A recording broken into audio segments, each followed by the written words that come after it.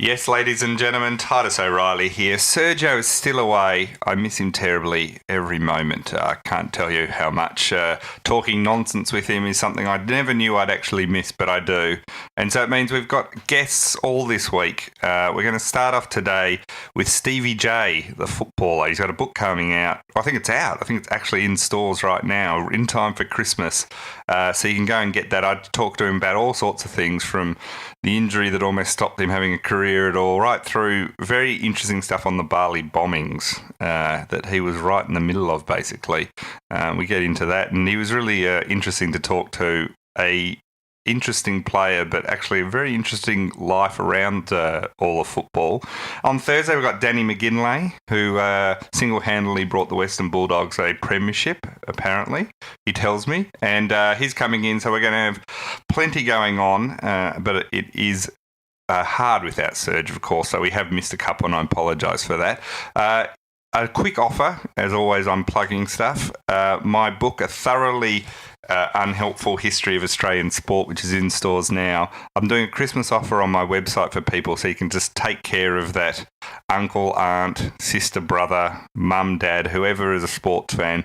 You can buy the book, and I'll throw in a free Christmas card, Merry Boxing Day Eve Christmas card, so you can just take care of Christmas all at once.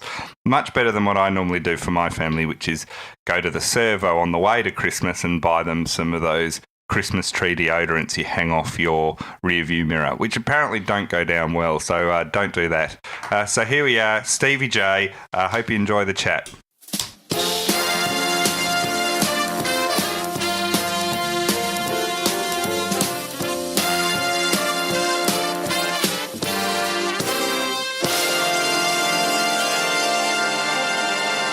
Well, I've got with me one of the greatest footballers that ever played the game. That's what you told me to say, right? Yeah, that's what I said, yeah. Is Stevie J. Played a little bit for Geelong, a little bit for the Giants. 3 premierships, Norm Smith 2007 Norm Smith medalist, and got a book out. It's Stevie J, The Cat with the Giant Story. I like how it combines. How long did the title take? Well, I think some guys here at Penguin wanted 9 lives, and there were some other people floating some different titles around, and I thought, that's been used before. I come up with that myself. Did you?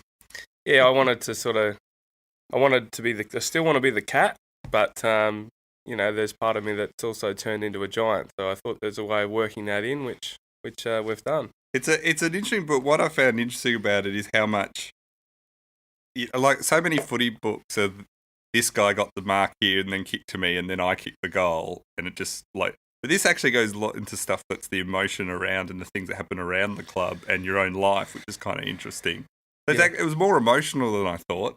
Yeah. And it made me feel good about you for the first time ever, because I've never forgiven you for the bullying you did to me mentally when you destroyed Melbourne back in 2010, I think it was. Yeah. I've sort of blocked a bit of this out by 186 points. It was a fair bit, yeah. And you kicked 7 goals, set up 10, and had 34 possessions. And I've never really fully recovered from that. It's still I did 2 tours of Iraq, and that's still my most traumatic moment. Yeah, well, I think the coach was sacked the following week. Yeah, that was Bailey got sacked after that. Yeah, he did. So, look, I'll apologise now, but there was a bit of fun that day. It was a bit like a training drill. That was when our club was right up and firing. Yeah. And the Demons were sort of plateauing away. So luckily that hasn't continued. That's true. So no, you're a chance to get back up there soon, but that certainly didn't affect my averages too much. So it was good for me that day. When the Cats were really that year, I mean, Melbourne was the standout, but you destroyed quite a few teams around that time. When you're playing a game like that and the other side's just obviously not in it, how early can you tell, and is it kind of a strange feeling? Yeah, you can tell.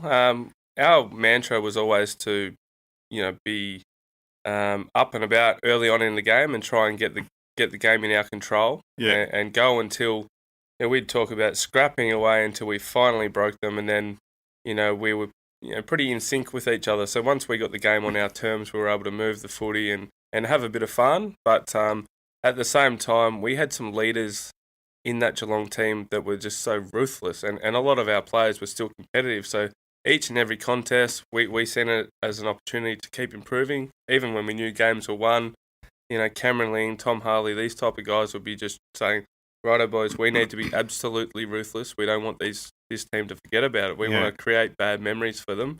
And we also want to, send a message to the rest of the competition. So that's why we were able to sort of, destroy quite a number of teams through that period. It was a bit like when they say in prison movies, on the first day in prison, you need to belt up the toughest bloke, and then no one touches you again. Yeah, that's true. And, we got bullied early on in our careers. You said the Brisbane Lions used to bully you. They did, yeah. When they were coming off those 3 consecutive premierships, Michael Voss, who's the leader, he loved a bit of lip out on the field. Their backline players, they'd all played, around 200 games, and they were bouncing, sledges off each other and just taking your mind off things mentally. And I remember just, being a young kid and being quite intimidated and thinking, I wonder if we'll ever be this good. And eventually we grew up and we matured and we turned into a team that, was quite similar to the Brisbane Lions. And I remember just thinking to myself, if I ever get the opportunity and the runs on the board, I'm going to try and do what they did.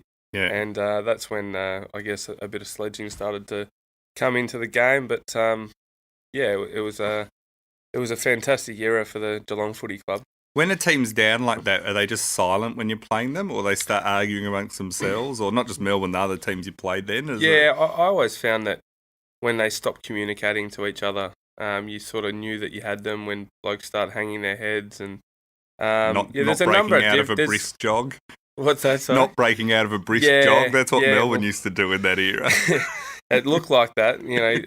I've never wanted to criticise. And I don't like it when people criticise players or their teams for a lack of effort because you wouldn't like my Twitter feed then. Yeah, that's true. But lack of effort. But you must see there's a lack of effort. There's more to it than a lack of effort. Obviously, if you start absolutely dominating a team, it can probably have a bit of an effect. But but do you often think that they don't put in, and not just like teams generally? You must think sometimes players don't put in the effort, because you talk in your book quite a lot about times where you thought early on where you probably weren't putting in all the effort. Yeah, I probably wasn't putting in the effort in terms of my preparation to play footy. I was still living a country footballer lifestyle as a young kid in the AFL. So it was about sort of going out and I was playing AFL footy as an 18-year-old. I'd then turn up to the nightclub.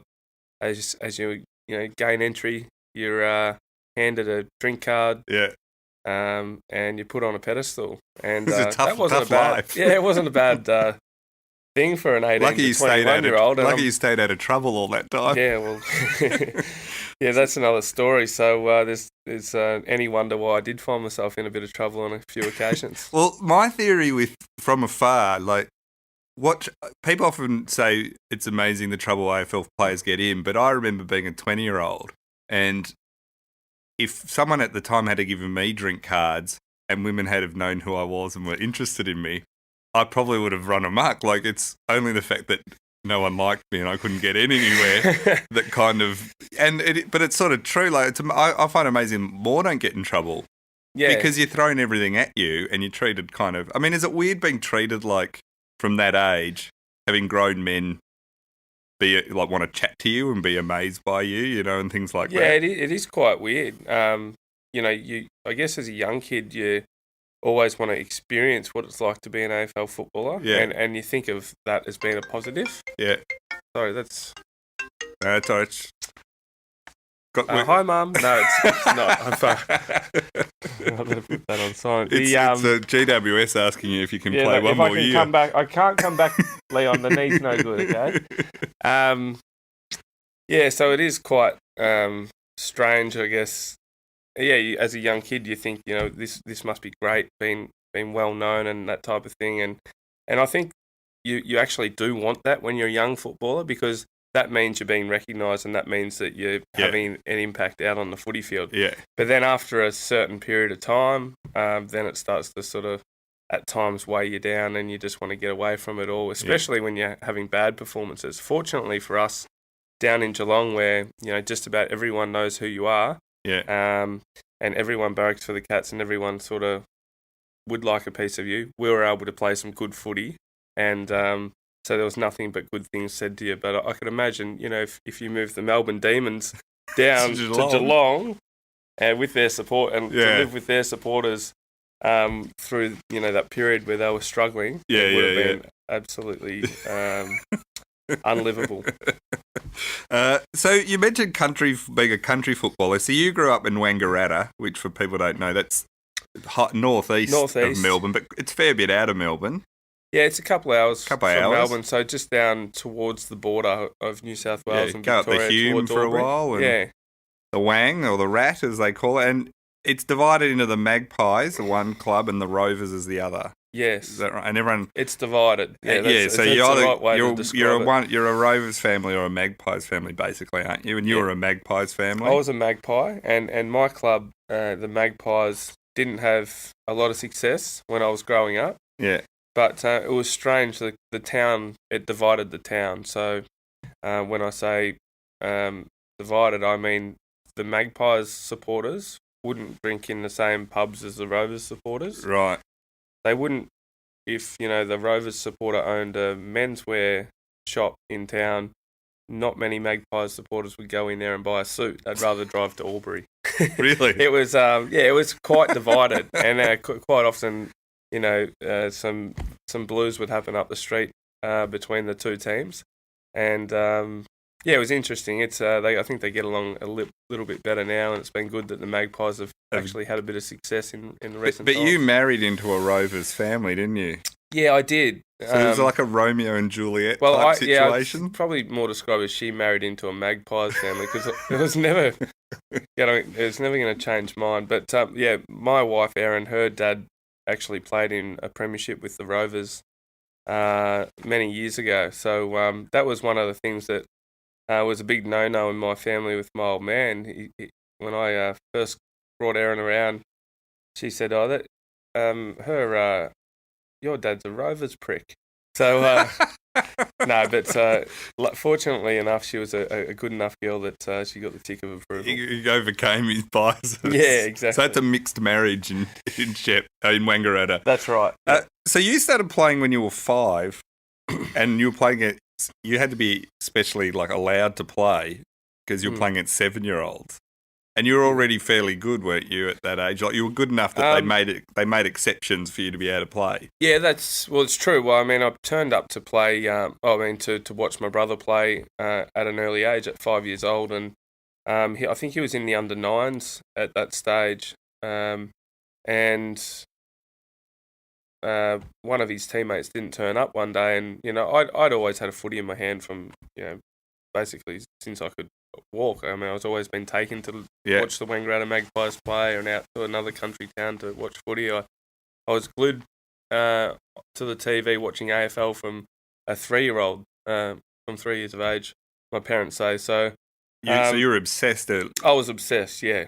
Footy obsessed, and I got my opportunity at Springhurst one day, a little town outside of Wangaratta. One of my brother's teammates didn't turn up, and they put me onto the ground, which wasn't allowed at the time for 5-year-olds to start footy, but they made an allowance, and I went from there. I never looked back. Right, and so you kicked a goal in that first.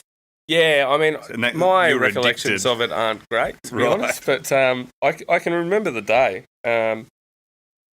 But I honestly couldn't tell you. I couldn't walk you through, I balked one player left, I balked him right. I think my mum and dad can remember, but all I know is that's where the footy was born, I guess. And you say you had no plan B in life. Like, yours was you wanted to play AFL and that was it. Yeah. Do you think what would happen? Do you even think about what would happen if you hadn't have made it to the AFL? Well, I try not to. I guess I'd never have really had to consider it too much, but I did put all my eggs in one basket. I was a bit of a rat bag at school, a bit of a class clown that liked to make my mates around me laugh by doing silly things. Yeah. Look, I was a decent student early on. Pretty keen on the math maths competitions and you good timetables, weren't you? Times tables, yeah, I was really good. They're etched in my memory. So, I actually recently come up against Toby Green for a player you wouldn't think, or a person you wouldn't think would be like that either. But he's as quick as I've seen. And, at the times tables. Yeah, so I think it all comes back. He's sort of like a beautiful mind in with Russell Crowe. Yeah. Toby doesn't strike me as that. No, he doesn't. But I think similar to me, it was a competition they used to run from grade 5 at my primary school. Yeah. So I just wanted to win just about everything I was involved in. And, so it was just competitive. That was just the competitor in me, and I think that that's probably a similar thing with what's happened with Toby. But yeah, Plan B. They compare him to you a lot. Do you see the similarities? Yeah, I do. Yeah, there's a lot of similarities. I mean, I guess he's had his off-field troubles to a degree. We're different personalities. A few on-field too. Yeah, a few on-field. We're different personalities, but I guess both faced with some challenges early on in our careers. Both had a bit of talent. We've got a bit of talent, and I mean, he's pretty unassuming, and it takes a little bit to get to know Toby, and that's why I think everyone sort of sits back and doesn't know sort of what to think of him. But I can tell you that he's just a great young kid, very loyal to his friends, and once you get to meet him, he's just great to be around. He's actually just bought a house only 3 doors down from me, so although I'll be moving to the Sydney Swans, I'm sure he'll be knocking on the door for the odd feed. Oh, we'll start the rumour that he's moving to the Swans then. So you missed out on a few schoolboy squads early on, and you say in the book you missed the under-15 schoolboy squad, and you said it still haunts you to this day. Yeah. You're still bitter about it even. So you've won premierships, Norm Smith medals, and you're still bitter about missing the under-15 squad. I am, because, and it's funny, like, I, when I reflect on the past, and I don't do it a lot, but, in terms of the premierships, I think more about the 2008 lost grand final to Hawthorn than I would about the 7, 9 or 11. Yeah. And it's strange, and I've heard other people say the same thing. It's a missed opportunity. You wish you could have your moment back again, whereas I guess you move on once you've won one, and you're probably just pretty content with it. But that under-15 squad that I missed out on, I always felt like I was good enough to be in those representative squads as a young kid, but I wasn't selected, and I think it had something to do with my funny gait of running. I was always a little bit smaller than everyone else. I didn't have a growth spurt until I was 16, 17. And there were some players that were in my school team that were selected in that particular team. Yeah. And that was, in my opinion, the pathway to the AFL. So I was desperate to be picked in that Ovens and Murray schoolboys team. I remember walking off the ground after I'd been cut, and it was like it's been stabbed in the heart. It was not to put it over dramatic. Yeah, and then I had to go around to my mate's place and sort of congratulate him and have a look at the jumper that he had hanging in the wardrobe. But you were bitter.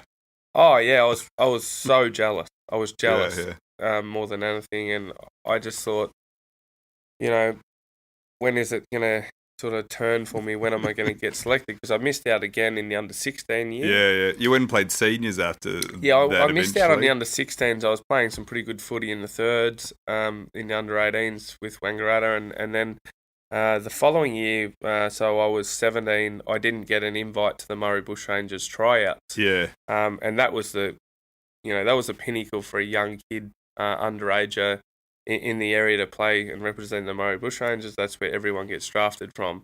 And again, I had some mates that were invited down to train, and I didn't get the invitation. And considering your whole life view was, like you had no plan B, you had to get the AFL, you saw these as threatening your whole career. Yeah, exactly. Even at 14, 15, that's how serious you took it. Yeah, I took it very seriously. And I think what might get unsold, or it's never probably been spoken about that often, is I used to get home from school and I would go and run 6, 8Ks, just go for a run, and it was a massive motivator to try and prove to people that I was good enough, or just to do the little extras to get me there. I set up a gym in my shed at home. I started, lifting weights 2-3 times a week. Although I was still sort of a stringy type, I was actually quite strong. And when I eventually got my opportunity, I ended up playing Ovens and Murray seniors as a 16-year-old against the grown man, and played quite a few good games there. And that's when I probably started to get recognised by the Murray Bushrangers. And quite often they don't bring in top age players for 1 year, but an old school teacher of mine by the name of Laurie Burt, who was a local legend in the area, and my school teacher in grade 5 and 6 at my primary school, was on the selection committee, and I got an invite there for my under 18 year, and a slow start. I played the first 2 games off the bench, and then started to play some good footy, and then come into I guess the eyes of the recruiters. So that's when you started to get noticed, basically, and you got, and then you got towards the draft. It looked like you were pretty confident you were going to get drafted by the time it got near that, because you had people approaching you, and you signed with, was it ESP? Yeah, Elite Sports Properties at the time, yeah. Do you regret not signing with Ricky Nixon, who was also after you He wasn't, I think he sent me a letter, but didn't follow it up with a phone call. Otherwise, I reckon I would have signed, because he was the big He was wig, the big guy at the time. And he had a good wig, didn't he? So, he was a massive deal, and I was, even getting a letter from Ricky Nixon at the time was a bit overwhelming. Now it's usually a cease and desist letter or something.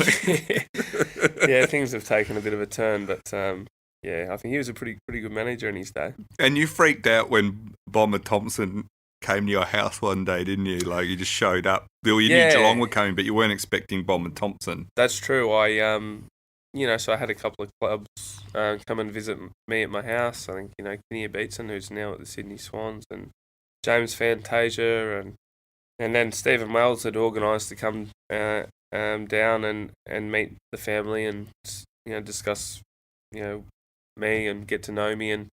And Mum had a habit of, when people were coming to her house, she'd clean it, just, it smelled like domestos. I said, Look, Mum, can you stop cleaning it? Like, I don't want them to think they're in a hospital or whatever.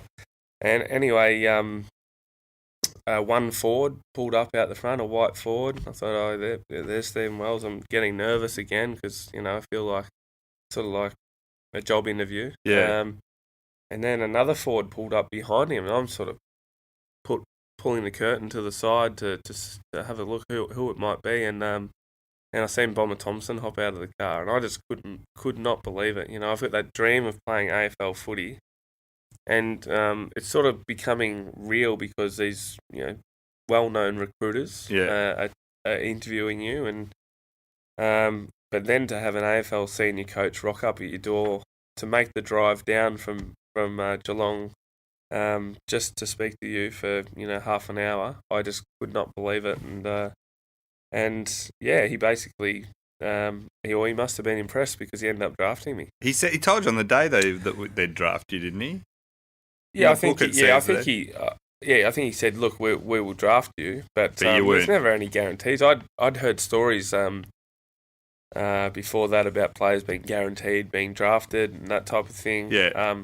I think when he said that, it was a nice thing, but I didn't sort of hang my hat on it. Yeah. I did have Hawthorn come and interview me as well. They're John Turnbull, their recruiting manager, and he basically guaranteed me that they would draft me. So on draft day, I was pretty confident that you go to one of them. Probably I thought it'd probably be Hawthorn because when you're a young kid in under 18s, you start to look at phantom drafts and these type of things, and they had me picked at the end of the first round, early second round, and I thought, well, surely I'm not going to slip past pick 70 or 80. It's a pretty charmed life when you could have gone to either Hawthorn or Geelong. When some players are like, I could have gone to Melbourne or Freo or something. That's right. You're kind of pretty lucky. It kind of looks like you would have, Yeah, and writing a book and talking about myself is a little bit hard because I wouldn't be who I am without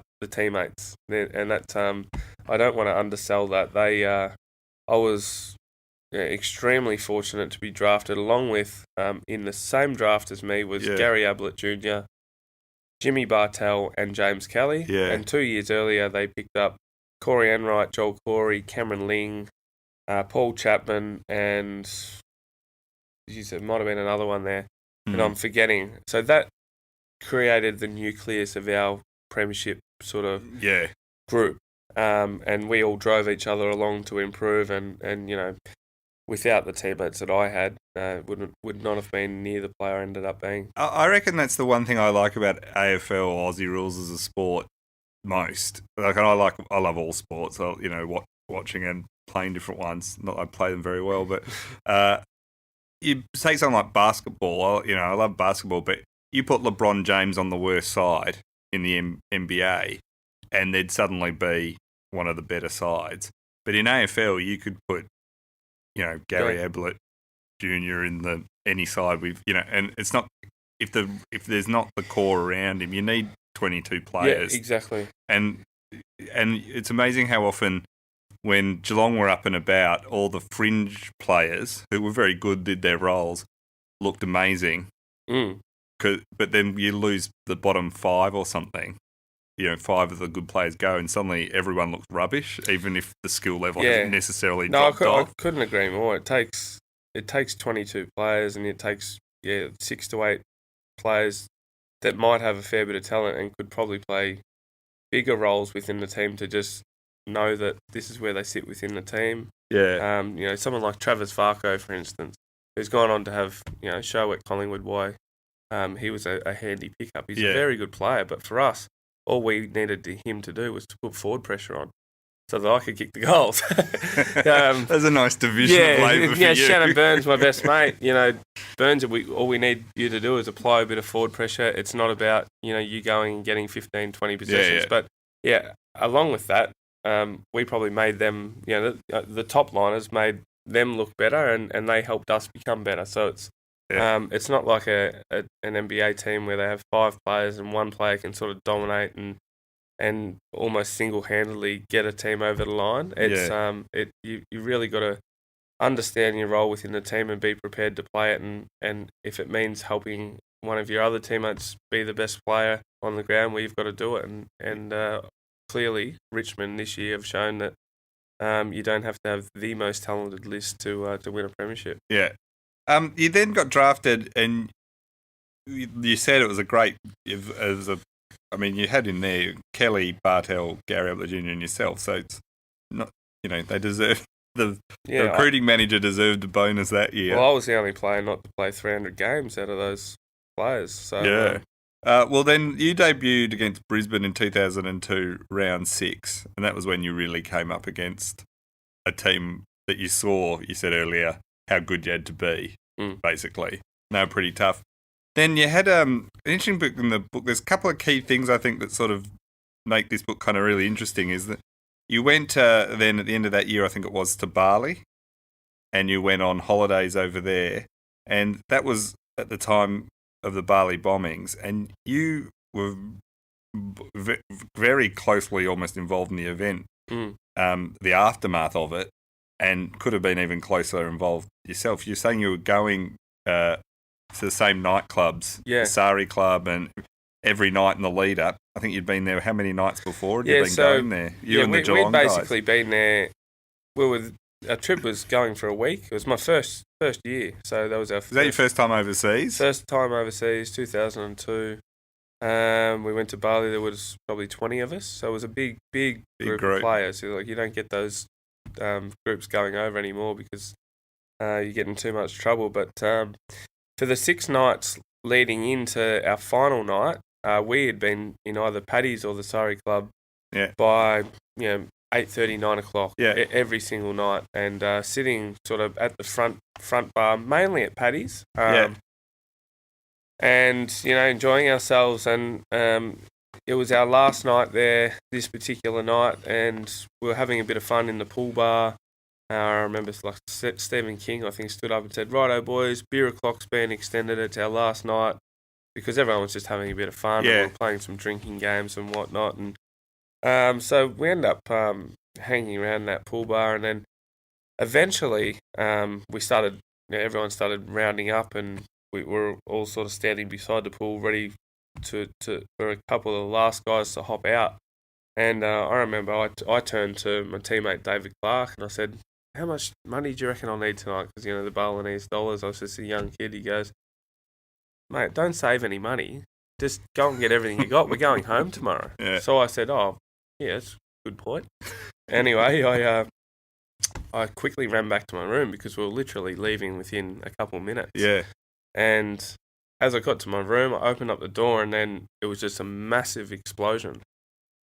Because our hotel, the Bounty Hotel, actually, whilst it's probably a 3 or 4 minute walk up to the nightclubs, it sort of backs on to where the Surrey Club is. Yeah. And so it was a massive explosion. So it was pretty close. It was very close very, to you. very close. Like the sound, and I felt a sort of a jolt of wind and the windows all around smashed. The blast shock. Yeah, the blast totally came and hit actually you. smashed the windows of the hotel. Right. So everything went pitch black as well. I remember just sort of thinking, what the hell has happened? A bomb has been dropped from out of the sky or something.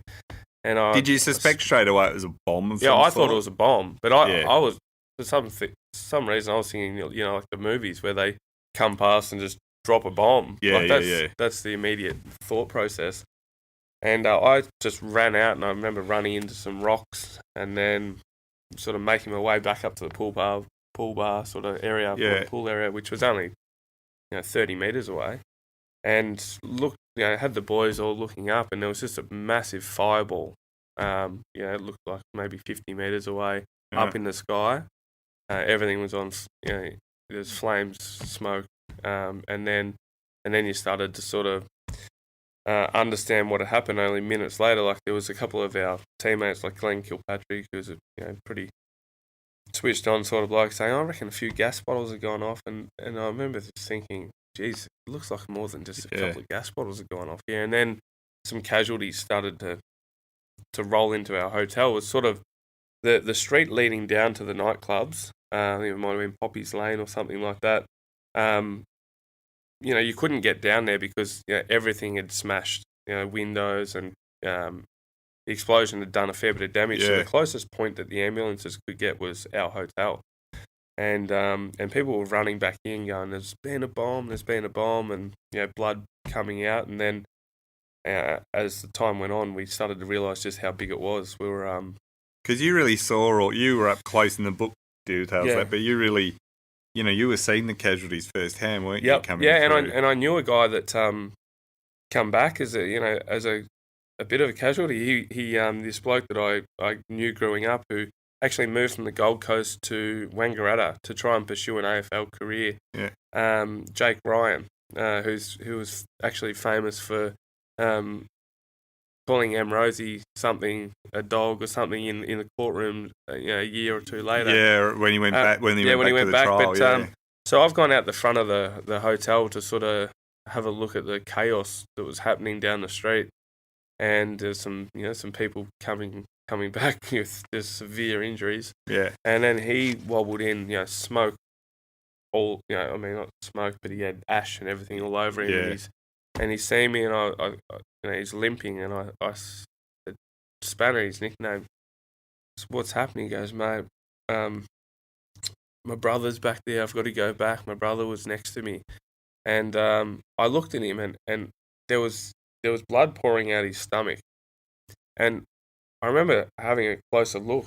Went down a bit closer, and there was a massive hole in his stomach. It was like I could have just put my hand straight into his guts. Right. And were you in shock at this point, do you think? Oh yeah, I was just terrified. I was so scared because my first trip overseas. I'm thinking, what the hell is happening here? And we'd been drinking for most of the day, and geez, that sobered me up pretty quickly. And then he was limping, so I had a quick look at his foot, and his foot was just flapping like a sole of his shoe would sort of. That's how thick it was. It was sort of blasted off his foot, and he wanted to go back and find his brother, but there was no way. He had to jump into an ambulance. So I got him into the ambulance, and was just trying to keep him sort of awake. He was saying that he wanted to sort of pass out and that type of thing. I thought, this bloke's going to die. Yeah, you didn't think he was going to make it. No, did you? I thought he was going to die. He was short on breath. Was it a close run thing with him? I believe so. I mean, it would have had to have been. You should have said this hole in his stomach was pretty big. Yeah.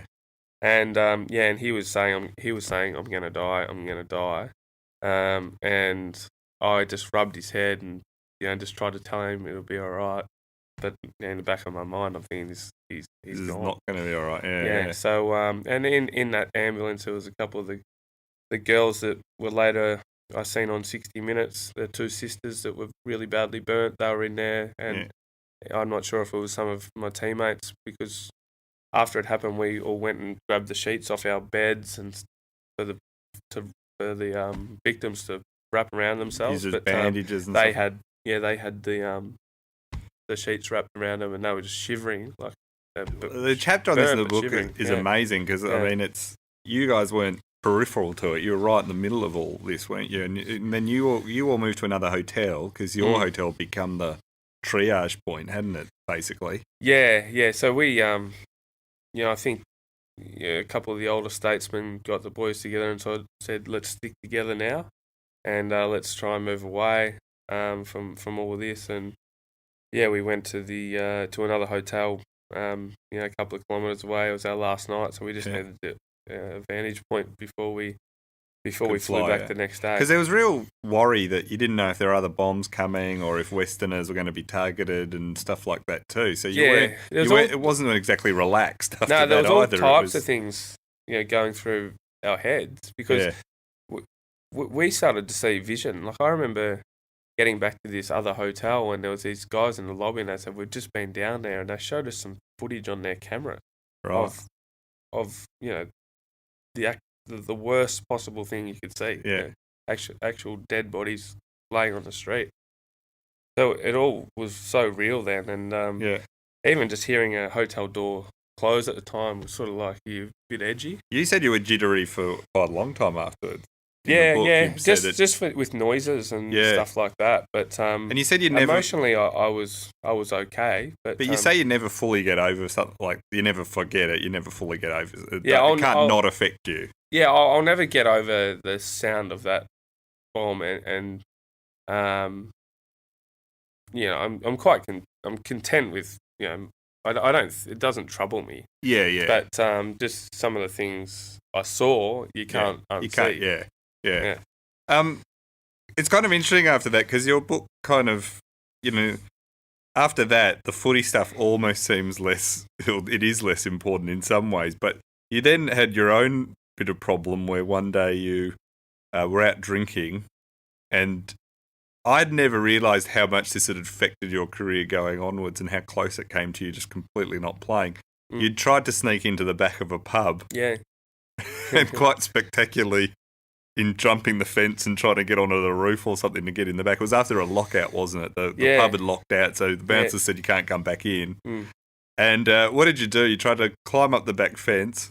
Yeah, so the story has been over the years that I got kicked out of the Torquay pub and I tried to jump the fence, but I had a couple of mates with me that had come down for the weekend and we were at the Torquay pub for a period of time. They were pretty keen to head into Geelong and go out in the nightclubs, and so I said, all right, let's go out and get a cab, and we went out to get a cab and hail one down, but Torquay, there's not many going around and couldn't this get was one. Pre-Uber as well. Pre-Uber, yeah. Uber could have saved your career. Uber could have saved your career if it had been a few years earlier. And who would have thought that the extra beers in Bali might have saved my life too? So that's it's lucky you're not a teetotaler. Yeah, exactly. So I said, well, listen, boys, let's just go back into the pub, and it's going to be too hard to find a cab. Right. It'll be too late by the time we get back there. Went to go in. The bouncer said, "No, sorry, boys. It's a lockout now. It's 1 a.m. or whatever it was." And we said, "Oh, righto." And with that, I said to the boys, "Look, I've heard of people jumping over this back fence to get back in. You can just walk around the side and jump over, and no one will know. We're back in. We're having beers in 5-10 minutes. And so we walked around, and silly me decided to sort of lead by example and take the first leap of faith. It was basically I climbed up on the back of a big garbage bin and then onto the toilet block roof. Right. And as I jumped, I decided that, I thought to myself, geez, this is taking a little bit longer than I anticipated hitting the ground. And I hit with a thud and immediately knew that I'd done some serious damage to my ankles. I landed it with a perfect 10. Perfect 10 in gymnastics. I landed, took all the force, and then I thought, oh my God. And the whole crowd saw you too, so it wasn't like you were a stealthy ninja getting back in, even if I thought I was. And then as I jumped, I heard this massive roar from everyone out the back of the pub. So even if I wanted to try and make up a story, the technology wasn't as advanced back then. There wasn't too many camera phones around. So no one would have caught it on camera, but I couldn't make up a story to Bomber Thompson because there were a few witnesses. I think, word of mouth would have got back to him that I jumped over the back wall. And, so I got, I actually just walked towards the exit straight away. I didn't even need to be pounced on by the bouncers, even though I think one come over to me and just sort of said, "Yep, mate, you're out." And I knew that. And then, I shattered. I'd done some serious damage to both ankles, but the right ankle was a major issue. I fractured it badly and subsequently needed, over the next few years, I needed 7 operations.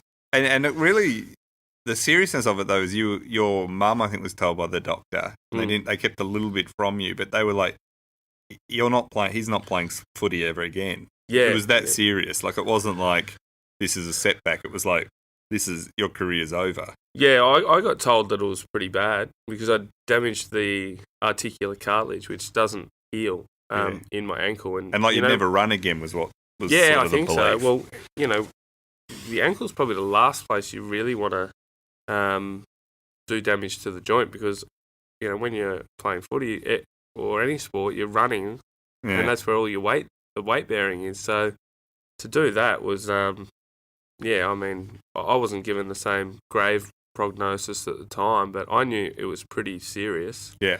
And, over the next year, 2, 3, I certainly wondered whether I'd ever be able to sort of perform anywhere near my best as a footballer. And Ken Hinckley stepped in, who was the assistant coach at the time. He helped you out a lot, didn't he?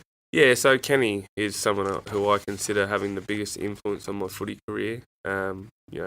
A smart football person, but also good balance and a bloke I learned a lot from. And after, I think, the 7th operation on my ankle, the surgeon said to me, "Look, mate, there's not much more I can do here. What's actually happening is the damage is still in your ankle, but it's the scar tissue that keeps forming around is what's giving you the pain." So just every time I tried to get going, it was just, a really sharp stabbing pain in my ankle, but it was scar tissue getting caught in the joint.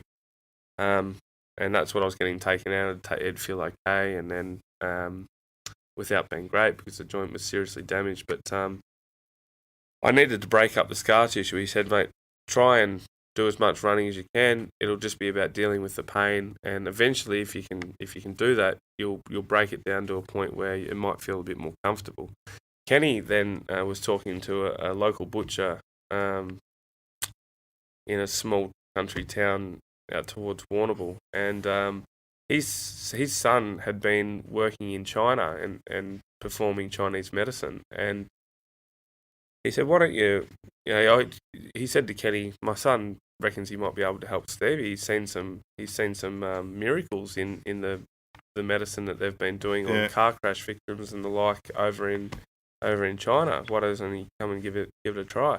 So we took the hour and a half trip up there, and this he's only a young guy, but seemed to know what he was doing. He put all these. I like how desperate you were. I was desperate. That a butcher in a country town says, "My son's been to China and reckons he can help you out." And you were like, "Oh, you were at the point though, in all seriousness, where you had nothing to lose." Well, that just goes to show how desperate That's I was. That's what I mean. I tried everything, and it was just I wasn't having any results. You thought you'd, even if you got back to playing at this point, you wouldn't be playing a long career. No, you thought you had like maybe basically 2 years resigned left. to the fact that if I could get 100 games, I would be doing well because, it was just a constant battle and it played on my mind.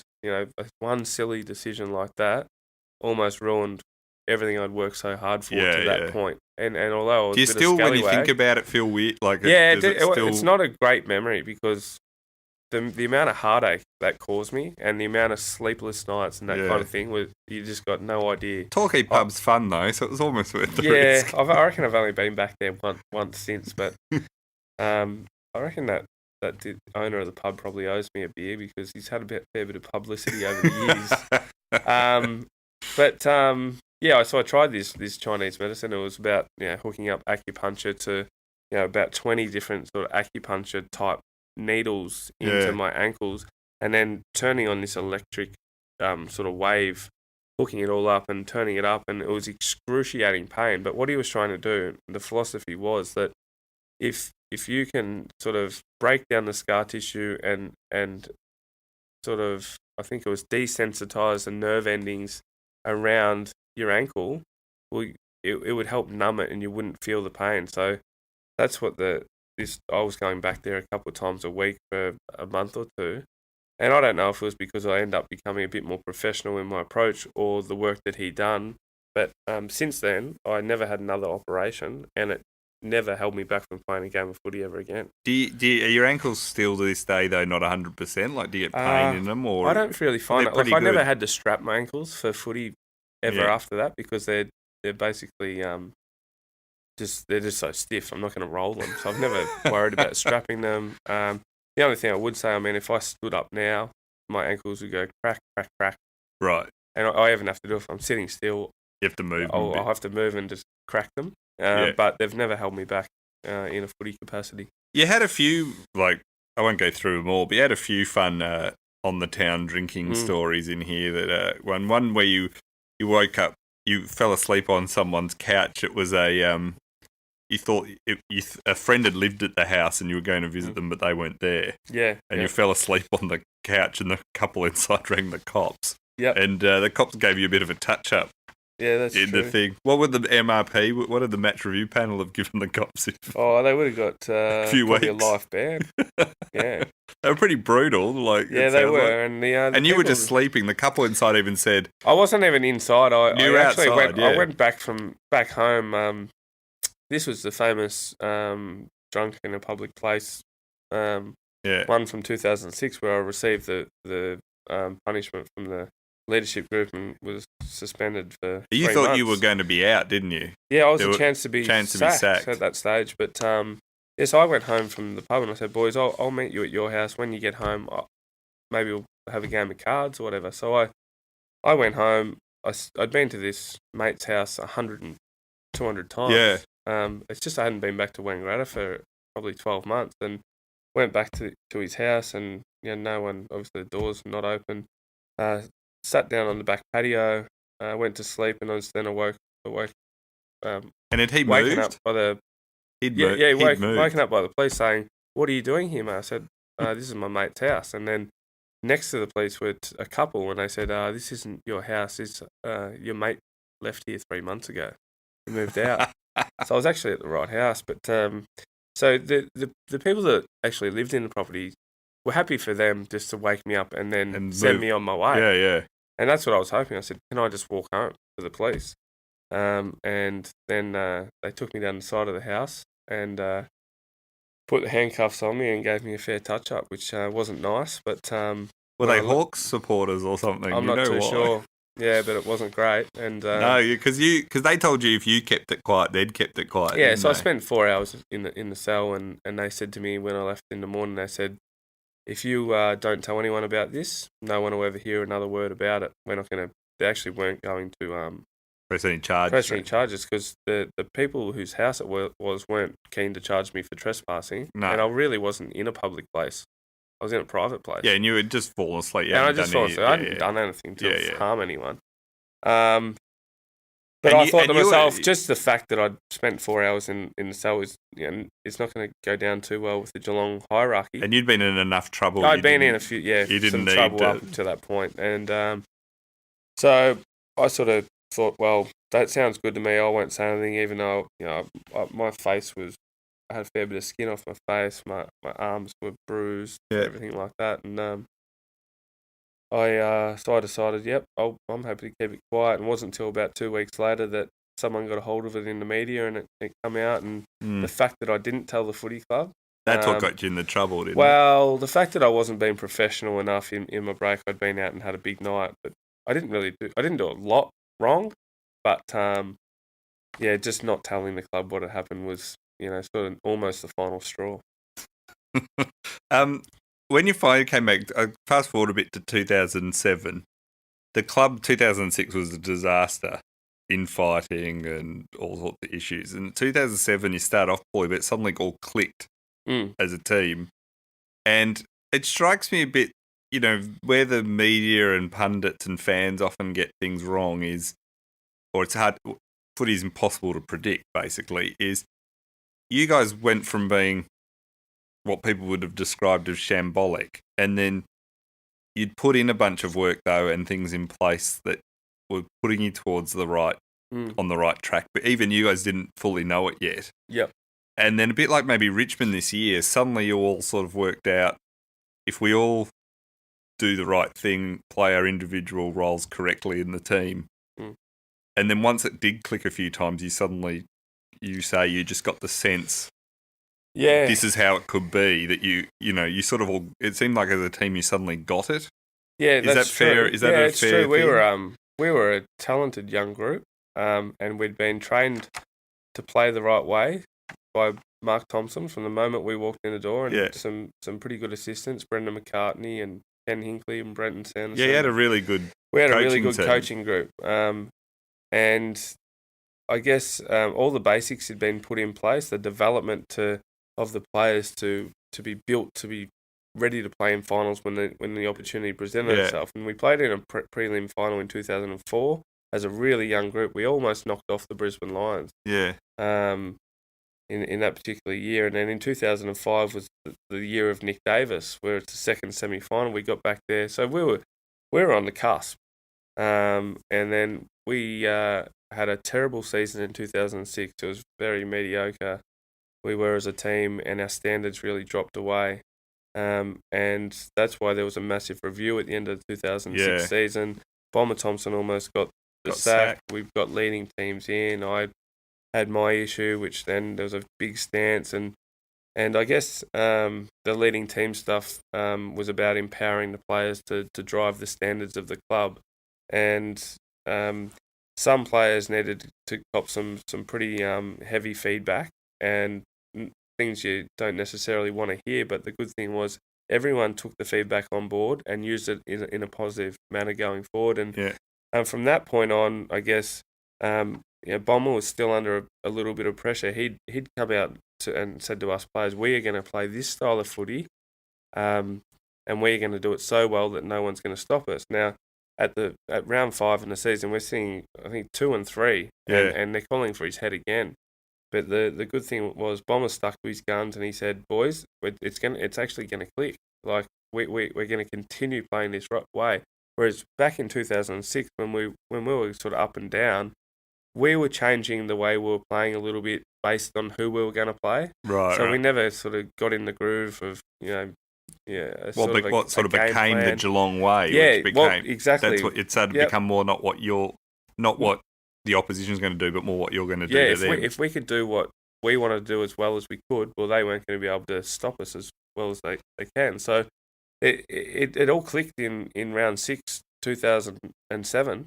We beat Richmond by 160. Yeah, it was a huge win. 170 points in a game at Etihad Stadium, and from that point on, it was just momentum building. It was sort of a little bit like the Richmond season, like how they've just sort of.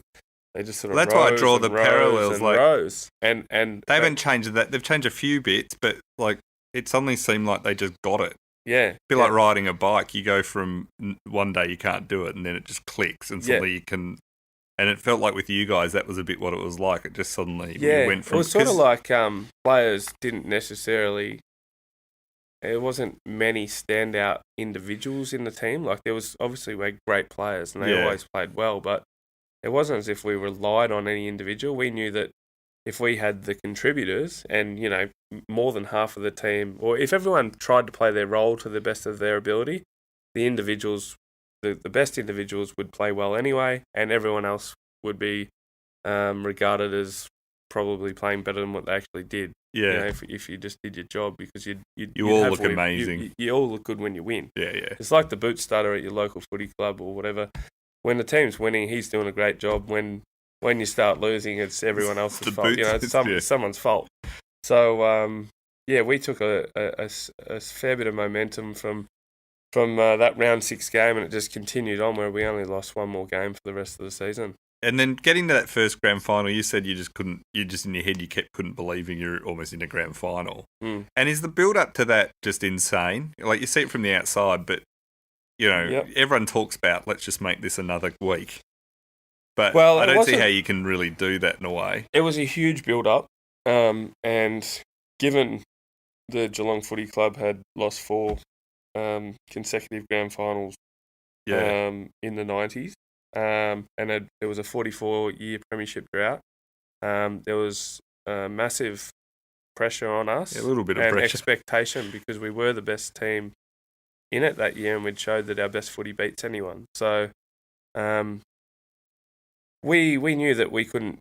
We knew that it wasn't going to be a normal week, and Bomber preached that to us. He said, "Look, this is not going to be your normal week. I want you to embrace the attention and enjoy the moment. The parade, it's a good thing to go and do. There'll be people at training. There'll be more people asking you for tickets." That's probably the one thing he said. Look, when you get the ticket request, just don't buy into that. Just leave that alone. But, how many would you get, do you reckon?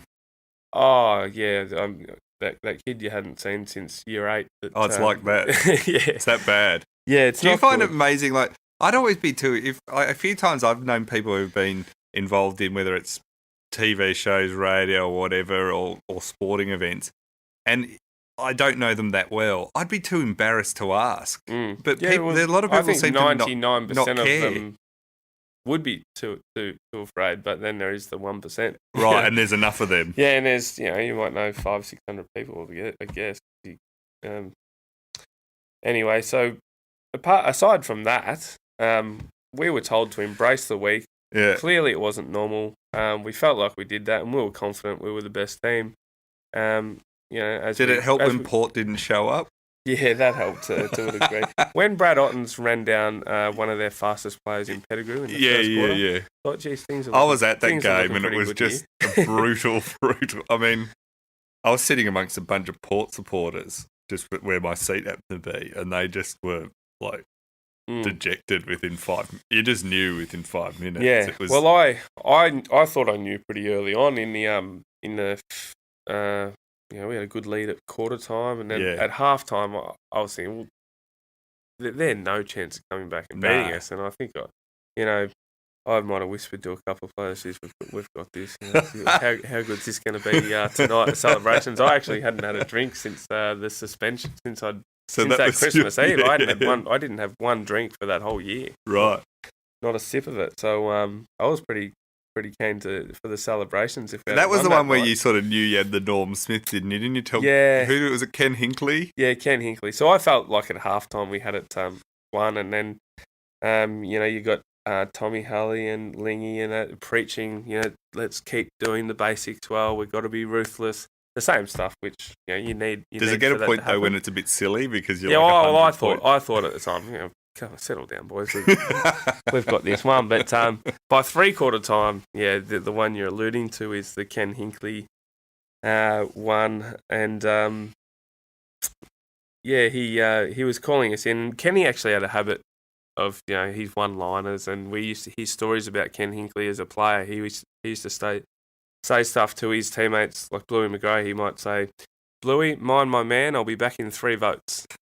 So, stuff like that, which were good for a laugh. And I always... That's your sort of style a bit too. Yeah, exactly. Have a bit of fun.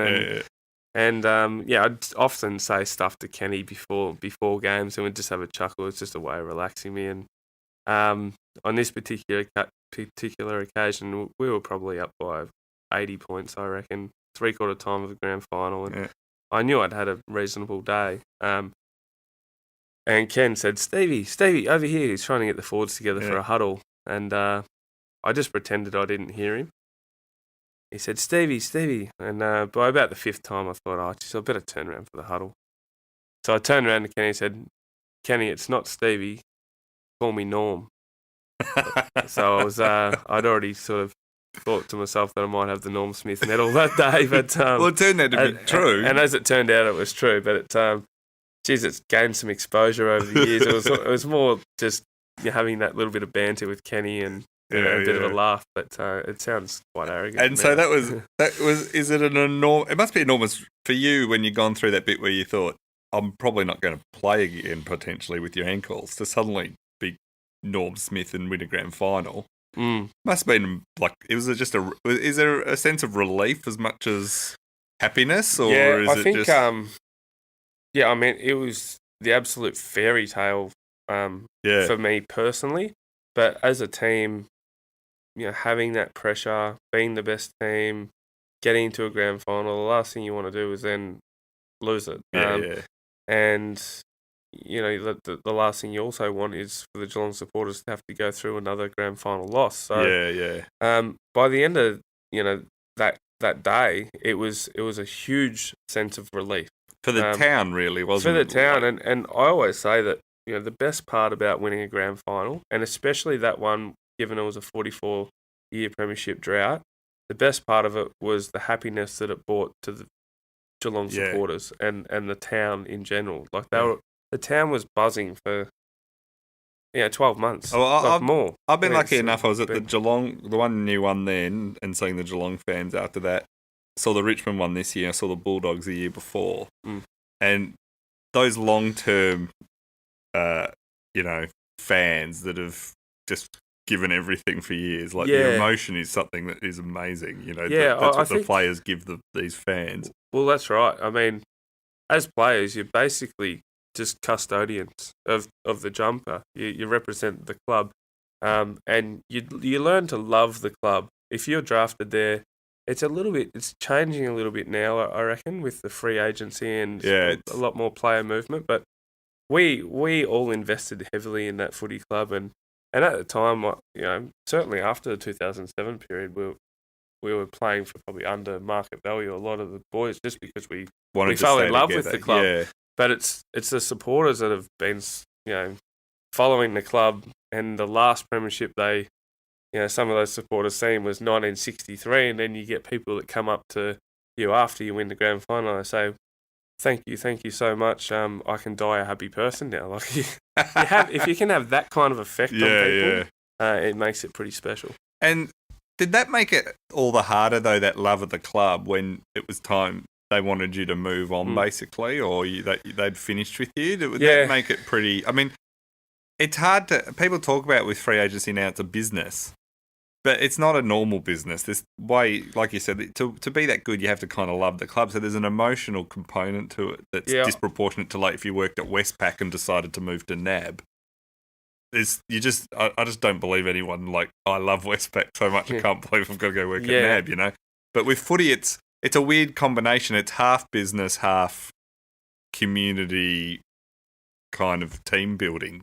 And you have to be good at the team building. I know personally, I had a massive emotional attachment to the footy club. Do you feel like being broken up with or something? Like it was that sort of feel, like it's a strained relationship, with a girlfriend or a wife or something like that. But I grew up